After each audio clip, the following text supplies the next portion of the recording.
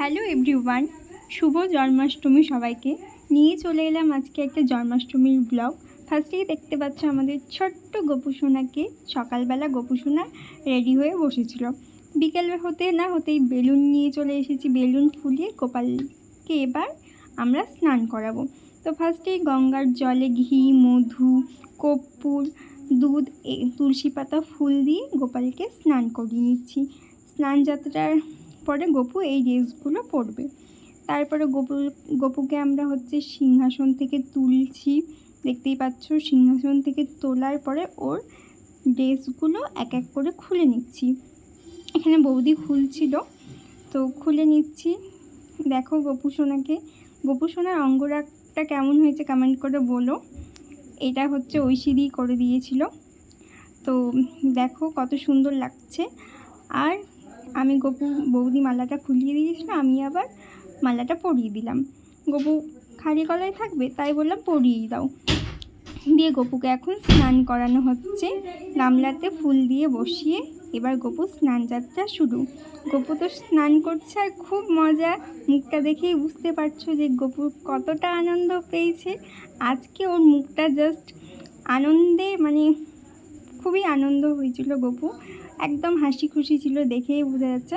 তো স্নান করে নেওয়ার পরে ওকে মুছিয়ে নেওয়া হলো। তারপর গপুর নতুন ড্রেস পরানো হচ্ছে। গপু তো নতুন জামা পরে খুব খুব খুব খুশি। তোমরা ভিডিওতেই দেখতে পাবে ওর মুখটা কত সুন্দর খুশি হয়ে গেছিলো। ওর জামাটা এত পছন্দ হয়েছে যে ও খুবই খুশি হয়ে গেছে। তো ড্রেস পরে নেওয়ার পরে মালাগুলো এক এক করে পরিয়ে নিচ্ছি। গপুর মালা, নতুন মালা, এমনি মালা সবগুলোই কিন্তু পরিয়ে নিচ্ছি। ফুলের মালা গপুর কানের পরিয়ে নিলাম।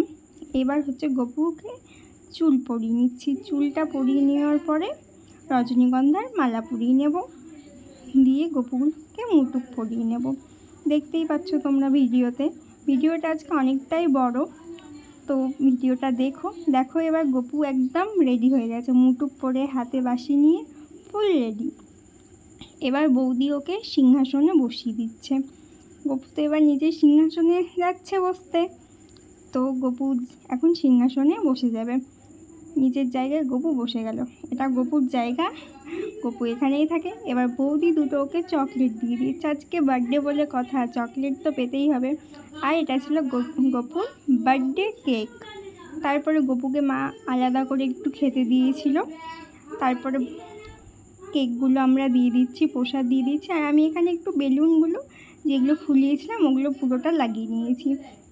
দেখতেই পাচ্ছ আমাদের ঠাকুরঘরটা ভীষণ ছোট, বাট ছোটোর মধ্যেই আমরা এই আয়োজনগুলো করেছি। তারপর সব প্রসাদগুলো দিচ্ছি গপুর। অনেক কিছুই ছিল, যতটুকু পেরেছি আমরা সেগুলোই ছিল আর কি। এখানে দই ছিল, ছানা ছিল, মাখন ছিল, গপু যেটা খুবই পছন্দ। তারপরে ছিল পিঠে, পায়েস, তালের পাক আর কি না ক্ষীর বলে যেটা, তালের ক্ষীর। তারপর অনেক কিছুই ছিল, লাড্ডু, তালবড়া, তালের পিঠে, তালের পাটিসাপটা, আরও অনেক রকম কিছু ছিল। তারপরে মা এখানে পুজো করে নিচ্ছিল। দেখতেই পাচ্ছ, আমি উপাস করি না, মা করে। তো এখানে মা পুজো করে নিচ্ছে। দেখতেই পাচ্ছ তো তোমরা, আরতি করে নিচ্ছে। তারপরে ধূপধুনো দেখিয়ে পুজো করে নিচ্ছে। আমরা এবার ঠাকুরমশাই দিয়ে করাইনি, কিন্তু এবার মাই করেছিল। মা পুরো বাড়িটাতেও ধূপধুনো দেখিয়ে দিল। ঠিক আছে, গপু এখানে তো খুব খুশি। মা হয়ে যাওয়ার পরে আবার বৌদি পুজো করছে। দুজন পুজো করে নিল। বৌদিও ভালো মতন একদম আরতি করে নিচ্ছে, পুজো করে নিচ্ছে। তারপর বৌদিও পুরো ঘরে ধূপধুনো দেখিয়ে নিয়েছিল।